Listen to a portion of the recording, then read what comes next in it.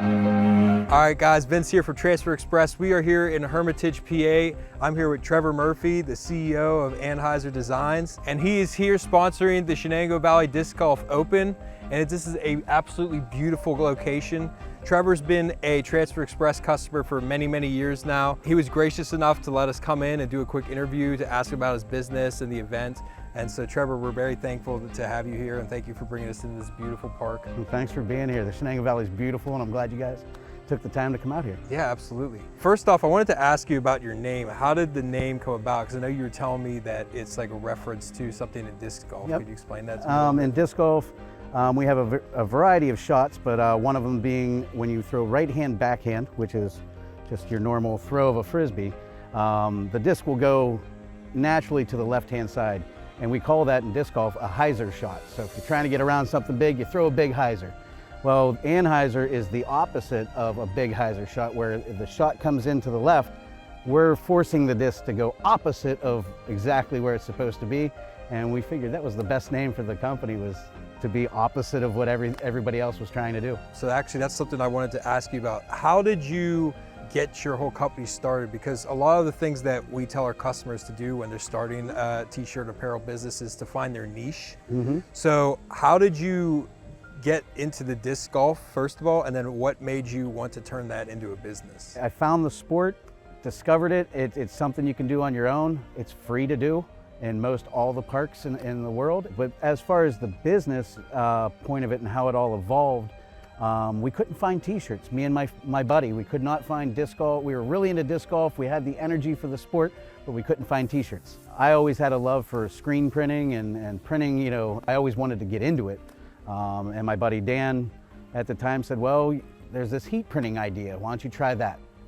And so he actually invested in the heat press, and I invested into the plotter and the computer and started buying some vinyl. And next thing you know, we found Transfer Express, and then it just kind of snowballed into this, where I'm at now 10 years later. You did the vinyl and stuff. What got you into the transfers? How come you made the switch? Well, the first thing that got me into the transfers was I had a customer that wanted a soccer ball with an American flag on it. And I said, there's no way I'm going to be able to put an American flag on this vinyl. I didn't have all the layering ideas, and I didn't know about all the pattern vinyls that were out there. So I started doing some research, and I discovered Transfer Express. And so I said, let's give these guys a go. And it was this awesome, beautiful soccer ball with the American flag on it, just like I had envisioned it, just like the customer had envisioned it. And that was it, you know, and then the rest is history. So that was really, it was the question of the customer first to get me started into doing it, and then looking at it going, I really don't want to do 300 t-shirts weeding by myself, each one of those. Right. So finding those spots that I could work with, that's what made working with transfers that much easier. Yeah, yeah. And do you still use like the Easy Print stuff now? Like, do you still design with Easy? Yeah, I still actually, the logo for the Shenango Valley Disc Golf Open, it's actually an Easy Print. I edited it with a little bit of SVDG Open, a little Buell Park Pines, put a disc golf basket in there, threw on some Distressed, and voila, we've got our tournament t-shirt. 150 some players are going to get one of these t-shirts and a towel. Was there equipment you got before a heat press? Nope. I started with the import press. I went to an HPN, and then just actually a year almost to date, I bought my first Hotronix Fusion 16x20. Nice. What do you think so far? At almost 10,000 presses since then, I'd say it's working out pretty good. All right. We love to hear that. Yeah, and honestly, it has. It's turned my business around. The confidence. Yeah. You mentioned it briefly, but can you walk us through the story of how you got your first order, what that was like? Yeah, so I had a youth soccer, a friend of mine's youth soccer team, and he heard that I was doing t-shirts, and he kind of just informally asked me, and, you know, do you do business? You know, do you sell t-shirts? And at that time, no, I was just making t-shirts for me and my buddy to go out disc golfing in, you know, so that first let me take cash and produce something was very odd for me, because I was just expecting to be a crafter. So the weird thing though is I don't think if I remember correctly, I had to call in my order to Transfer Express. It was before the designer was out there. A lot of things were moving that Christmas and that year, because I decided that I was going to start, you know, getting a little bit more serious with with this little craft thing. So yeah, that's how it kind of just evolved. It was a person that my friend that thought that I could give him a quality product for his kids soccer team, and then the next thing you know, I'm doing his kids soccer team the next year, you know, and then the next year, and then the next year. Yeah, and then you get word of mouth. How did you grow? Right, it just kept growing with, obviously with Facebook and with Instagram, all the socials, but being in a community like here in the Shenango Valley, word of mouth is what really, really helps. Getting out to the events, like I don't just sit here and run events and make t-shirts. Every weekend I'm out volunteering at another disc golf course, or I'm going to another event and being a sponsor or a spotter. So work within your niche. You know, that's how it essentially will grow, is just constant churning of community, you know. Absolutely. Yeah, I think many of our customers need to hear that. Once you find something that you know and you love and that you're special at, run with it. Yep. Don't think it's the end of the world if you can't make the same image that your competitor's making. You're making it differently, but it's still yours. Yeah, exactly. You got to do your own thing. Besides word of mouth, I know you mentioned social media a little bit. What are some of those kind of things that you did to grow the business yourself? And is there anything in hindsight that you would have done differently or want to continue trying to do? To go back, you know, since I've been in the digital business or printing business now for 9 to 10 years, Facebook didn't have a marketplace back then, you know, like we do now, where you can go and sell all your items. So what I discovered was a lot of disc golf groups on Facebook, and they were like these little auction pages where I could put up a t-shirt and say, you know, they would auction $1, $2, kind of like an eBay thing. I would put my logo on every sleeve. So that way when that person in South Dakota won my t-shirt and they got it, they're like, what's Anhyzer Designs? Then they'd look me up on Facebook, and their word of mouth within the disc golf community kind of started growing. So again, it's you find your niche, you dive into it, you immerse yourself into it, and you'll see the results in a minute. So if there's anything that I could do differently, is not name my company Anhyzer Designs. Really? Why? Yeah. Now that I've grown so much, I'm kind of not outgrowing my niche, but growing with my niche as it grows. But now I have a softball team, or I have a basketball team, or I have a community, rec center that wants t-shirts, and they're asking me all the time. I have to go through the explanation. What is an Anhyzer? What is this? You know, the name, the name doesn't fall off like Trevor's Tees or something like that, but I jumped into the niche, but that's the only thing that I would have changed. I would have just changed my name just so it was a little bit easier for people that weren't in disc golf. Yeah. Well, I actually think that it's a cool name because I didn't even know it was a disc golf thing. I just think it's a cool name on its own. So, and it's a conversation starter, right. A lot of the times. But especially in this town, I deal with a lot of older gentlemen that are like, "What are you talking about? Disc golf? You mean with a So even then, I have to go even further into explaining disc golf. So I like to talk. Yeah, right. But it's a lot of explanations down the road. Yeah, right. What is disc golf? What is Anhyzer? Right. And then what do you do? Yeah, exactly. Keep talking about my friend Dan that invested in the heat press. I wanted to call it Danhyzer t-shirts or so, to honor him, as like the thanks for hooking me up with. No. It has to be Anhyzer. Yeah, right. So, but I thought it was a cool name, Danhyzer. Yeah. But then everybody would have thought I was Dan. So it's. Do you have any employees right now, and have you ever had any employees? Zero. Zilch. Not even family or friends? Oh, well, then let me take that back. You didn't say paid employees. That's true. Family volunteers, yeah, I've got them. Actually, here at Buell Park, I had an order a few years back. They wanted some hoodies for here at the gift shop, and I was still doing just vinyl. I knew about Transfer Express, but I had forgotten it.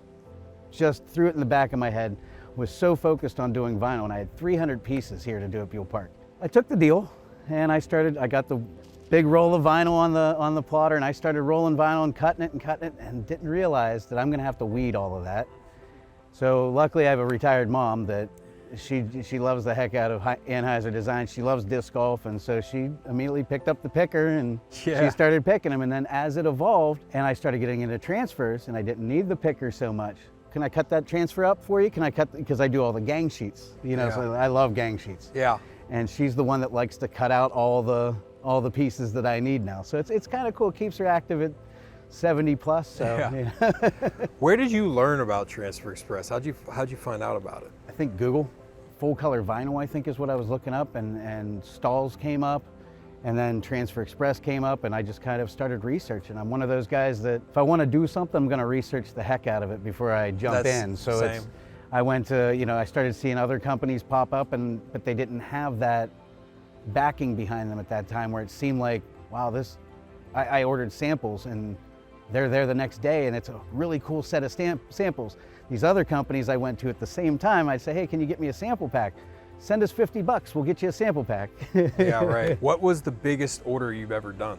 I want to say it was the Army Corps of Engineers. They were a life vest jacket, like I got caught wearing my safety vest. It was actually this year with using my Hottronic 16x20, 500 pieces. I think three color goof proof, front and back. How long did that take you? A couple hours. That's incredible. 500 shirts in a couple hours. What, I don't really know. Yeah, I think I posted it to the group on the Heat Press for Profit group. And I was like, all right, that was a fun run. I'll do all the fronts first. A lot of people are different with this. I do all the fronts first, and then of all one size, and then I'll do the backs. I don't like to do the flip thread. Okay. Because I feel like it scrambles my brain. I'm already looking upside down. Yeah. I have to get from front and back. Yeah. So it helps with the production flow as well, because you can get everything kind of, okay, my little guys are out of the way and you're not trying to center right here. And then you can get you get a groove. You get on a roll. Oh yeah, you get on a groove, you throw in some tunes, and next thing you know, you're dancing the day away. Yeah. Just slamming that press. Is there any other things that you think you do different than other people maybe? I don't know, because everybody's different. I don't think everybody does the same thing all the time. I think I learned so much from everybody so far in these communities that Stalls has, online, that I think I'm copying more than I'm teaching. I think I'm learning more now than I used to guess. The heat printing community is just amazes us every day. I mean, us doing the YouTube videos and just seeing people's comments and seeing people's engagement, hearing ideas like you just explained, it inspires us. We supply the tools and stuff, but you guys are the ones that make it happen. Right. So it's really cool to see people use our tools and products to make amazing things. And there's even a video that Skip Davis just did. He did a way of doing acrylic hats on a Hottronic 16x20 without needing the hat press. And I just discovered it a couple days ago, and it was so cool because I don't know Skip personally, but I was able to send him a message like, what temperature do I need? What pressure did you use? And he has the video, but just the little tips and tricks. The people in these communities are just astounding. I wish I would have found these same groups and what you guys are doing years before, because I've done a lot of guesswork up until now. So I have a feeling I know the answer to this, but what is your favorite product that we offer? Goof proof. Yeah, that's what I thought. 100%, because it's flawless victory right there. You can't really go wrong with it. But I gotta say, and it's on my hat and the shirts that the players are getting this year, the Ultra Color Pro. It's snazzy stuff. Like that. I'm loving it. I love the soft, but I don't like the cold peel. Yeah. I love Max, but it's only good for smaller jobs. I just did the Pro on 2 runs and it's amazing. Yeah, that's the thing. When we came out with Max, it was like, oh, finally you have a hot peel full color product, but it's for lower runs because it's charged by the square inch. So now we came out with the Pro, we have something for everyone at this point. What is your favorite part of having your own t-shirt business? Driving through a park and seeing one of my t-shirts on somebody from a disc golf event that I've run, or I've supplied the merchandise or made them for their Christmas presents. It's one thing to sell it online and you've got your Etsy shops, your Spirit sales and all that, but when you know that you've made certain pieces for certain people, especially customized, and you see them out in the wild, man, it's just that feeling in the heart of they're actually still wearing that. That's pretty cool. They wore it on an off day when they didn't think they'd see me. That's what it is. Yeah. It's smiles. Trevor, thank you so much. I know you're so busy with the event. I really appreciate you bringing us out here. Thanks for having me. We are so thankful that you're one of our partners, and if there's anything we can ever do to help you grow your t-shirt, get bigger and badder like you were talking about, just please hit us up, because we're really happy to have you. I will. Thank you, Vince. Thank you so much. Thank you guys so much for watching. Be sure to subscribe to the Transfer Express YouTube channel, because we're dropping new helpful videos and sweet videos like with Trevor here every single week. Happy pressing.